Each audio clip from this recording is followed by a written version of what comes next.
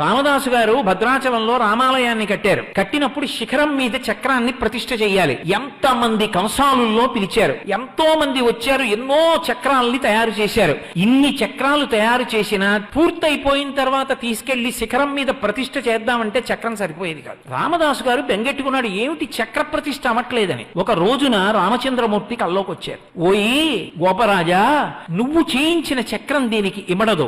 గోదావరి నది అనుగ్రహిస్తుంది చక్రాన్ని. నువ్వు రేపు స్నానం చేసి గోదావరిలో నిలబడు, అలల మీద తేలి సుదర్శన చక్రం వస్తుంది అన్నారు. రామదాసు గారు ఆ గోదావరి నదిలో స్నానం చేసి నిలబడి ఉండగా అలల మీద తేలుతూ వచ్చింది చక్రం. ఇప్పుడు భద్రాచలం రామాలయం పైన ఉన్నటువంటి చక్రం ఉన్నదే, ఆ చక్రం గోదావరి ప్రసాదంగా అలల మీద తేలి వచ్చిన చక్రాన్ని రామదాసు గారు ప్రతిష్ఠ చేశారు.